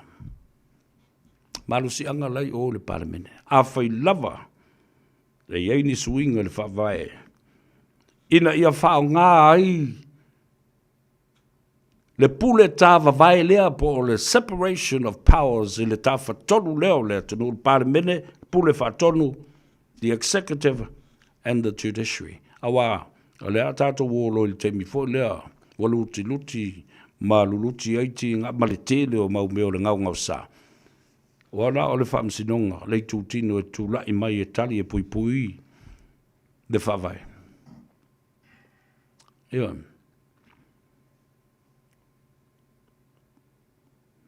Wa ia a toa ia ma le whaamsinonga i le pule whaapale mene ma le pule whatonu. A apatu whaamsinonga i eo. Nā leo o whai atu lau whionga le pānbia ma le malu le kāpeneta. O le pāle mene o lo ta oto ai le tali o mea umanei. Whainga pālota mai unga le whaamsinonga e whaia. Mai le komisi o le law reform o Samoa. Whai se pepa a le law society. E tau mawhai ai e fōfō le mele. Our only recommendations e talawhia ngai mo le tula whono. Ai a le official lawyer city. Malona fo'i auwa.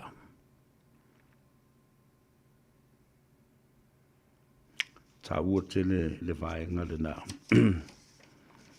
Lewa tātou wo o mai i le mata upu leo lo o tālia fo'i ai a se whina ngalo le tunu. O le mata upu ia tai seu o li. Ia, e le whapea ua whaitioina le whamsinonga. Le ia tau ala tau e le ia tau sa vea u te nofno foi bao au tango foi ia uia e vā ili ili. Mai oa ia le tūlanga. O le taimi, o le ale mena whai ai, whether it was the time frame of the campaign, whether it was allowed or not, e pi fōringa mai o le taimi lea e tua i ai tai seu o li. Tai o li seu. Ia tālo whaluso.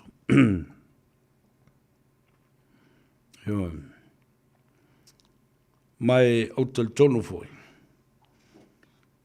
Po whalu whisasi I mawhauwhaunga o sui tau wā.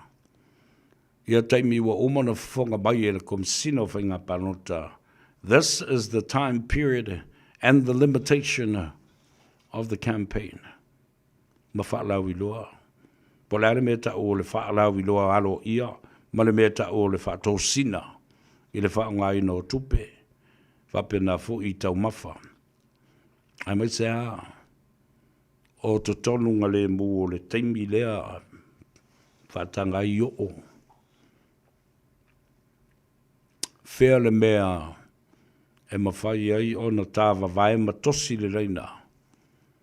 O le whaaloalo, o le tū maleanga I whanua whaaleanga nuu. The reciprocal concept of our culture. Where does the line draw? Where do you draw the line? Awa le tū maleanga le tau fo yo na toi whaamanino le lei, ma mai o mai eini teu teunga, o le taimi whaatulanga ina. E whai ai le whaatosina ma le taimi, e ta tala ai o ma o tanga a sui tauwa. A o whea le mea. Awa o le concept le na o le tātou tū maleanga I whanua le au mai a watu. O le whaaloalo, le whaaloalo. The reciprocal concept e mawalunga. Au mai a watu. The reciprocity of our culture has to be defined and draw the line exactly where it should be. Well, yeah. Talo fai, I lo fo I tele tununga. The 10 years and the 2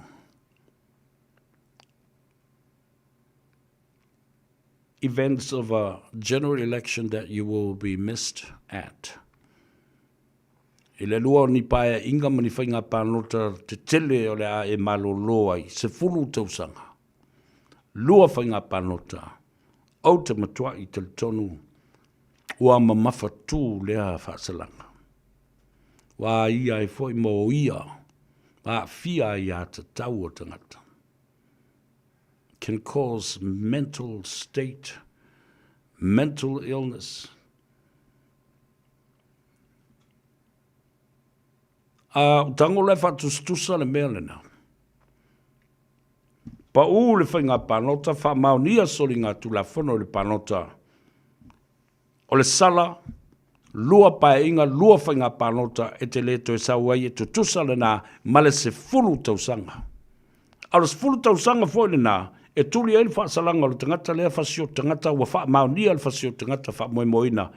O le solo atoa, e se fulu tausanga. E mua ma ngalo mai le whasio tangata. I le palola, I le ambi o le lei. E ma ngalo mai le ono tausanga po le fitu tausanga. Po umana tuli le afa. Aia, e ma ngalo mai a, e le umana sala lea, e lua pa inga, 5 tausanga, se fulu tausanga e le tū mai eisi si o vai pule nei, o nisi o nai sui nei. E ala le nai ala ina te whai atu. I le isi to e seu sila, ea. E moi o le whaasalanga, e onga. And the reason why this punishment is so harsh, it's for the deterrence purpose so that nobody will ever repeat and re-offend the general election legislation. Al matua umia tango lao e nofo mai whalongo lau. Tala nao whaatu ma le whaatustu sanga. O le sifuru tausanga e tuli ai le whaasalanga o le whasio tangata wha moe. Ma le sifuru tausanga lea o le a nofo sala ai ia sui nei e le to e tam mo e whainga pānota e lua. Mua mangalo mai le pangta whasio tangata. Pea umana tuli le 5 po le ono tausanga o le na whaasalanga. Le lope sau, alu wha malo na ngoa, alu tamo o lesi whainga palota, i lesi pa inga, ara e wha pui ai i na yuso ia. La se wala na whai tātou tu na I muni au ma toi tanga I ma teu seu sila. I nei whaasalanga I lo taltununga ua ma mawhatu. Na whai o whoi. Ina ia aua I lava. Nei toi solia ale ma whai. So how would that harsh punishment become a deterrence, but it's still happening over and over time again? If you if ala la tu le lupa inga te le toalo, e o afa ngar ku pe fa ia fa tosina. E o afa I awala fa la tu e fa ina me. So it's not working. Io. Le poi mavalungo le tatu tunu tufal tatu por kalame. La sona na fisa fa fonga I le malu le tunu u tafa fio le langi mai se New Zealand nei. Na fa sa o toil mata upu ina ua ma fa talano ma mo mai lava no. O le fionga le tama le fale ya tu ya fuotongi pai le toa. Mo sa fatalua. Au le mata upu na la walunga. Ile ma fa soi le swan na filanga upu le taimi na whainga tā aio na whai pou o le tō whā ma se whina ngalo na au mai. Na mafua io no le papai aima lo tea le nā mata upu a le te fia tang fia lava se vaenga o le whai whatal nuanga. Na manino ai le marama lama o Samoa I whea nganga na whaia e tu ia. Le sui o leo ua toe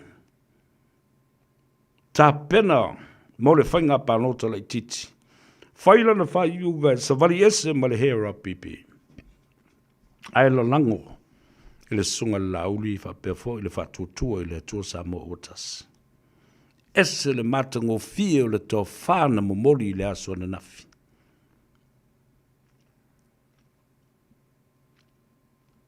Whaasa o ai ma le tele o le au whaita tala ma le au ai a valea I tupe sa whata. Wale I se mea tala noa I ai. Wale tala noa I se mea manui ai. Ai o e wha loto vai le tele o la ngona o tangata. Ma whamaia, wa ai e la uri ma le malo, le 10 miliona. Lele wo whai ei ta alolo. Lea wa tufa ai tupe ia ta se lau 10 ta la. This is how these people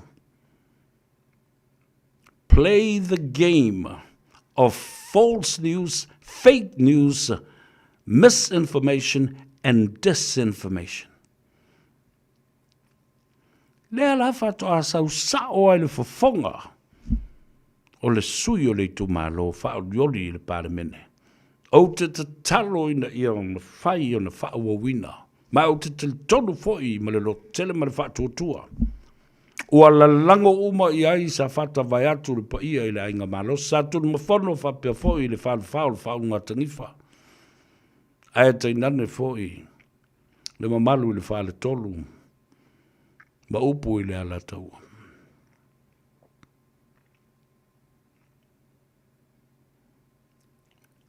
Oi le tal tonui. A wao le ufasana lau uma ia le chapipi e ma lau li o kanata mai la to uma ia le si to ingol poonga le I Sydney. O le la to tala lava le whaia so uma. Sa unofu ma whaatalitari e iai le tai ao. O te aapa tuai ma aapa mai tuia. Ina ia wha matala le wha maoni. O whea ngainga wa uma. Ona o sia matuungutu le lato vale lei. O le nuu, lei tu malo, sa fatalua malatasi. Ma le fionga le li paramia, ma lana kapeneta, ma lana whainga malo. Na foi la, ele o se me te iei. Ina ua, I le vai tau o fia me. Na o le lua I le 3 miliona na mafau fia me ma le caretaker government, the minor government at the time. E ave masa fata e tufa. A leisi ono po leisi fitu. E fatsa fua uma I matanga ruenga uma, malisi usio manga. Ko to sila la ia. Ele o se pepelo le mea na le na sau no ia lauti. O le mea na fafau ele fionga le sa fa pito e fa tupu ile vai te mile na ai pite yane. Wa sa oi ale wale tau lau o le fa moi moi. Wale pasia le talo le tupe ma wale fa tutu nai. Mo wanga ia I loe ta pena le whainga panota le titi. Le whainga panota wha nati the snap election na sau le tali whamaia. Tu mau pēr le lango Samoa. Na o I le panota na o le lus fulu. E fo I mai. Wa iei leisi to se fulu ma le tolu ma le sfulu ma le wha wa wha popo iei le whainu mera.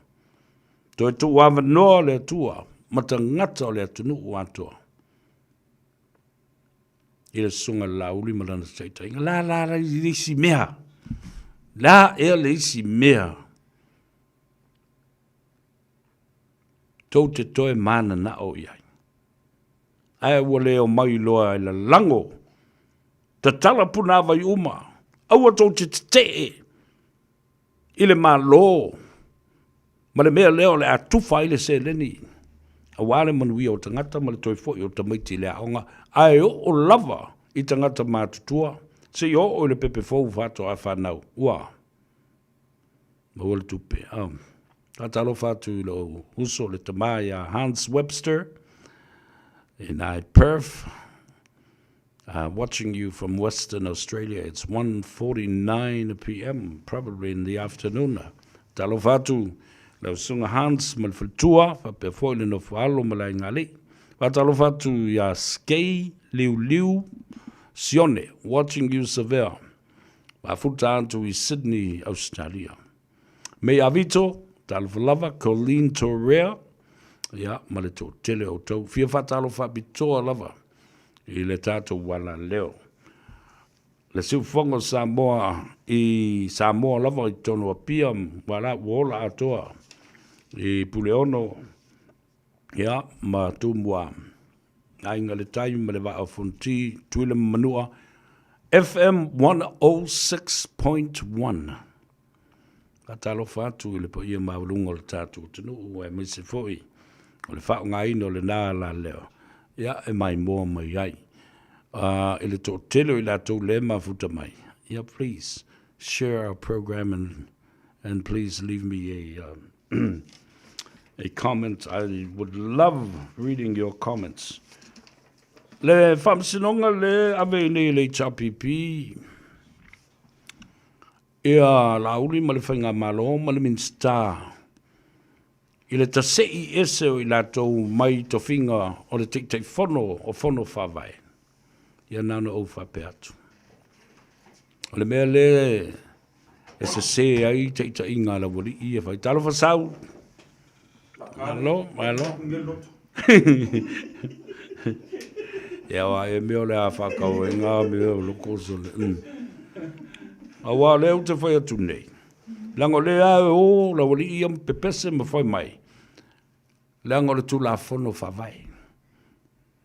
Whai mai ua ia ai le Constitution ma le tu la fono whawai o Samoa I le whai unga ma whainga fau. Whainga whawai fau ale malo o le whatutua I le tu Samoa. Wa tas lea lau whai atu ia te oe ma wha malama lama le lei ia te oe whalongo leipu o taringa o tau ia e whe eia I le mata upu lea. O le mata upu lea. O le mata upu whaloto I whale ale malo. O aina whai o le whainga whawai o le malo. O aina tofi o tau I leo lua I pae inga lona sfulmal fitu tau te o tau te se ei. O tau uma ia o sui o le chapi pilen tula I mai ma te whono. Ona o tau o whaipule o le whono whawai. O le mea na whaia e le whatutua I le atua Samoa o tas. E na ua wawa ia tu pēr. Tau te ino I le pepe. A le whatutua I le atua Samoa o tas. Tau te le tausi le lei ma whaapele pele I le pepe. Leanga I le o tau o se tamama se tina o le pepe. Le o ni mātua mo I le pepe. Fa leanga le proketi fe ei fa mai e le au ngā e le tupu e le ini tupe a watu. Awa fia mea nau a watu. Fa fia no tau tā mo e ane i lunga o le camera mo tau fa o i lunga o kesi. Ma saini ma fa osi le pepa le minsta mo le mtanga luenga. Ia fa fonga mai lai lau tala lea. O tal tonu e matua ato I fafo le fa msidonga lau tau matau po isea. It's nothing to do with the Constitution of Samoa. It is not unconstitutional because it is not part of the Constitution. It is a protocol set up by the new government, and these are the new pathways to lead now the $2 million updated project. Ta walunga tu I mawhauwhaunga. E se le matungo fie le wawa I atu. E le tupu I atatou. Ai na tupu I se tasi o alo o le malo tonga. Whanau I New Zealand nei o na move lole o le latu ainga I Sydney. Leli I o Jason tau malolo. Te lo foi e iai nisi alo matama whanau o le atunu o e tala whea ngai fo I ai nei whaalolo mau lunga. A special moment in the sport of rugby league, Australian National Rugby League. A Tongan player by the name of Jason Taumalolo received an honor for the first player to reach and played 300 games for the Northern Queensland Cowboys, and has worn the rugby league jersey of the Northern Queensland Cowboys for over 16 years. Anyway, tātou tilo whela tātou I nai tātou tamata alo le lakapi. Oi nisi ua tolu ni ana World Cup. Oi nisi ua wha beto titi a lima ni World Cup o aloi. Ia manai tangata wha pena mana ia whafta ia tūle. Tō whana e le malo. Ina ia whaia whaalo longa tā ua tele mō I la tau mā la tau tau tua. O nisi ua whai langi le soifua e manisi o lo soifua pēr. Ai o wawai atu lana lela. O tu lai mai ai.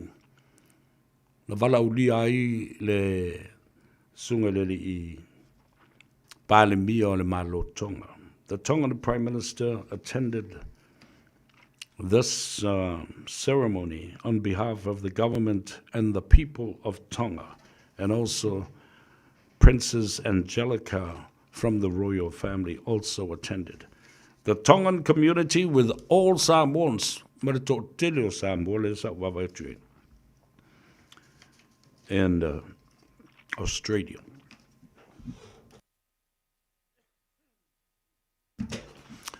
Alu e toi mai mōle lei. I le whatala noanga le atou sa vea pista I le asone na fi mo le fionga le li I whaipule whaoriori le mauta mo sa whatalua. Ma le lātou tupele na la mauana nafi le fuda tala ana nei. Awangi koe pisa sesi I le tupe a sa whata. Ma ua foi toi whaavalea I na foi e sesi whapea ua whaata milo atu le tusi e saini ai tangata. E le toi maua mai sesi tupe inisi tausanga o lumana. E le o se mea le nā o tautou te o e whai matalai. Ia le media propaganda le o le se la tau me whaia. O na o lola ia le whaia tala se. Ma puni le ngutu. Ioi, mata ma. Masi I o. I le mamalu o le atunu umale I tu malo lalu o e. O tau sisila iei. Sau lea tāne lea. Ko se kiu I tono le whatupe. O fafo ATM. Ma alo tu ia, te ofo. Le te tau no to woe mo moli. Ia le tama le fale. Ia, a wā, le wha ua wino le nanga le wenga le lei. Ia, alofa mai, le tua mai lua tusa so tātou manuia. Me se fo I le sunga a sau o le awhia ngai ma le atunu. Pafta I atu producer. Me tonu la le tau le producer. E whai atu ai ata mo le producer. Io. Al producer le karango. Ia I le leo. Oi fo io. O mai sa vidi. Ka mo snake o le mure ngaka fa kungkulua. Ia le na. Te lopo i le tala noia. Ai oe toi mai mo le lei i le whatala noanga le na ma le fionga i atu i ai le aso na nafi. I lungo le ngā Gagaifo Faiva i le aso lua nafi. Ona utou manino ma malama a toa ia lea. E le toi iai se me toa i lo mafau. Ma se me tau fafau i lo loto ma lo wanganga. Ua manuia. Le tupe fo i asi omu salap. Karako inga. Ma maia. Just shut up. Ni stofi au i o le ua. Ta pena le malola tau le fo i avatu tupe. Mai le defense minister. O le va atau le na ngoto o. Mosi umu la tau ia mosi la tau fa mo mai. Sao ia lo fia fai kupe wa lo to pisa le fai mai. E kau nga manui ele tunu ato. Wa. Nga te ia le mela ia no suotia ma ala to a ina le pai o le au. O le itu malo sa fata. But we tell tato tunu wa mai se le fa fonga mai o la fionga. E le palembia ma le faltua ma le whainga malanga mar. Ia nga le atu ma whafua loa le soifua ato tua e mese fo i mo le malosi wha. Ato to le le malosi. Tātou paanga to tino e lunga o le tātou api fo linga wha pia fo i le tātou YouTube. Ria tele le tapo inga le nei e fiafi ta mamtina matua. Ma le au whainga luenga tofi o le atua lo whafonga mai. Whaftai te talo. Whamangalo mai se leo. Lau tu o ona le ato sa vea. Alofa tele mo oe whenua i le whatawhiti o ngā Gagaifo Faiva o Samoa i le aso atai. O le vui alofa atu sau i a whapea foi le tō whai a whonga bunga. Se umanu Francis Ioane soifua ma i a manu.